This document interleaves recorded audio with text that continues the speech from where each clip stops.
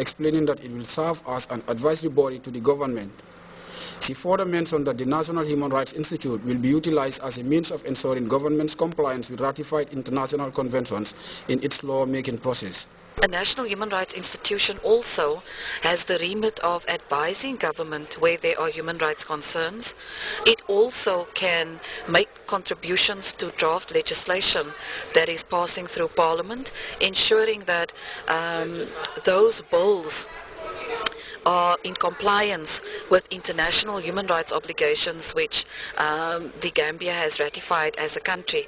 So ultimately, such an institution will give credibility to the human rights issues that need to be addressed in a country. The Gambia, despite being mainland Africa's smallest country, is undoubtedly one of the most stable countries in the sub-region. Setting up a National Human Rights Institute could significantly play in uplifting the country's human rights records in line with the Paris Principles. Reporting for the news, I am Modu Bajan. Few unnamed schools have come under scrutiny for what education authorities say was the unlawful practice of requesting registration fees from parents in conflict with the new education policy. This revelation was made during a meeting between education officials, school heads and parents. We have more in this story. Schools across the country reopened for another academic year, and officials of the Basic and Secondary Education Ministry convened this meeting with head of schools and parents to discuss issues affecting schools, most especially the lower basic schools.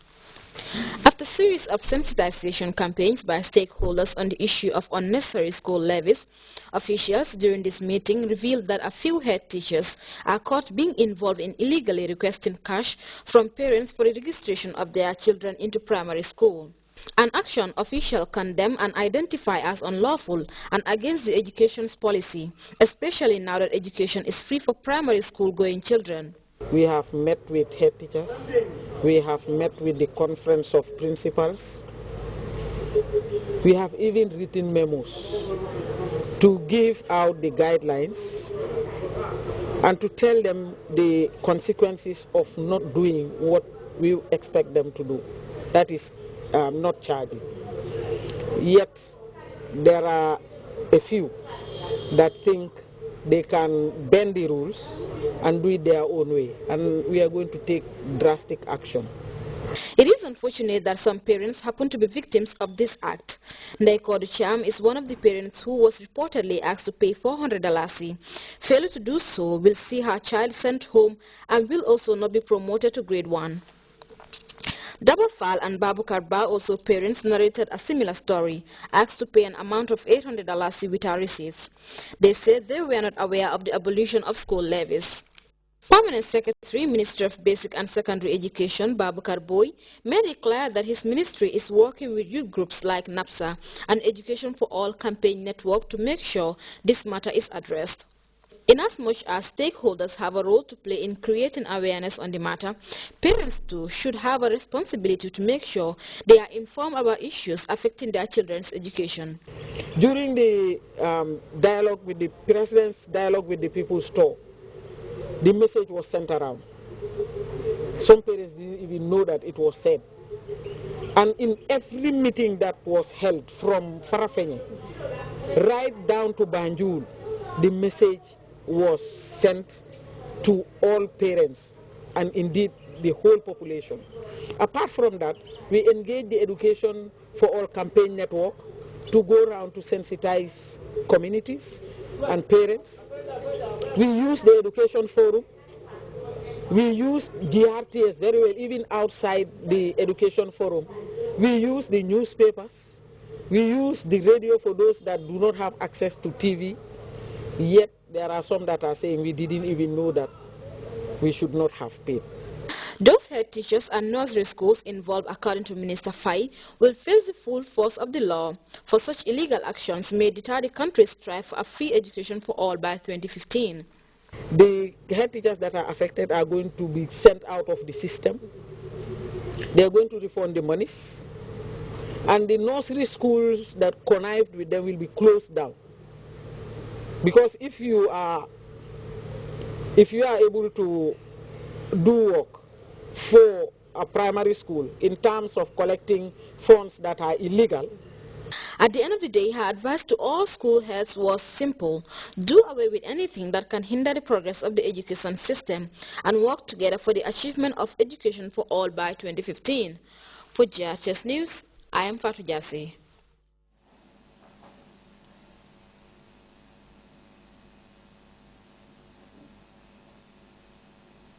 We'll be back with news from outside the Gambia after this break.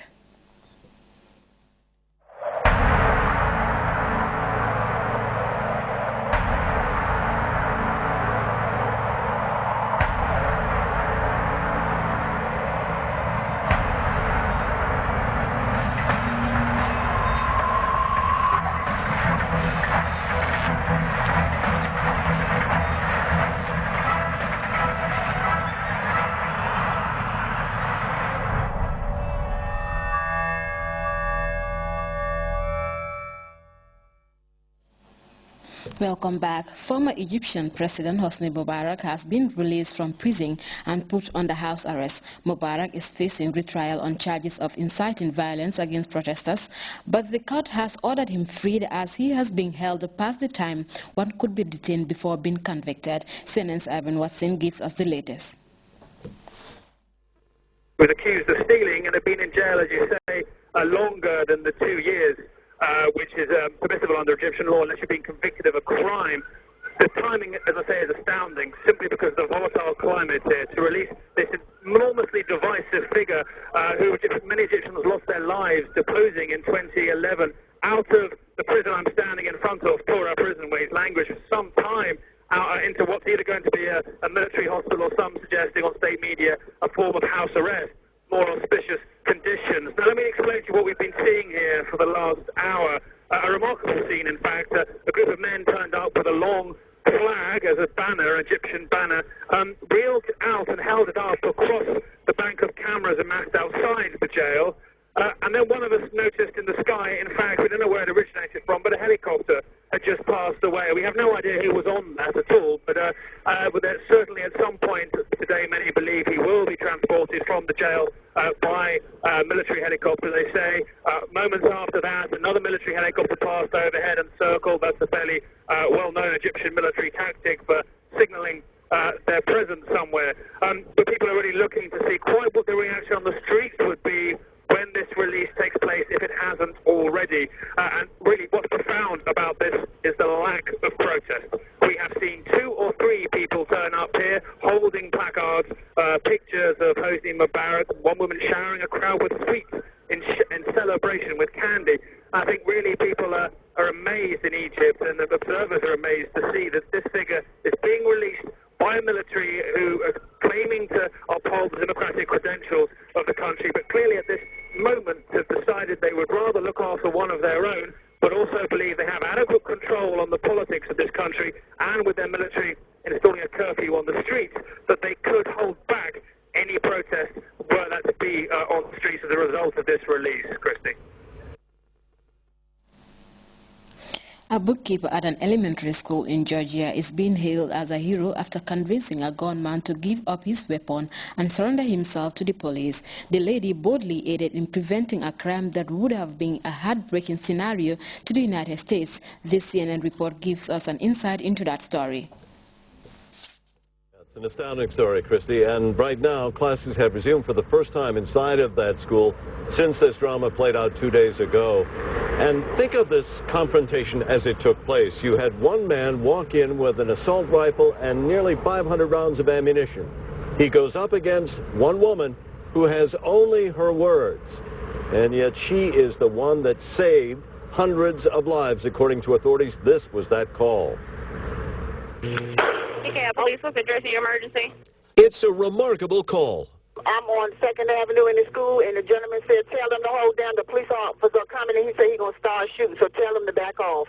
Alone in the office of an elementary school, bookkeeper Antoinette Tuff is face-to-face with a man armed with an assault rifle and close to 500 rounds of ammunition. Oh, he just went outside and started shooting. Okay.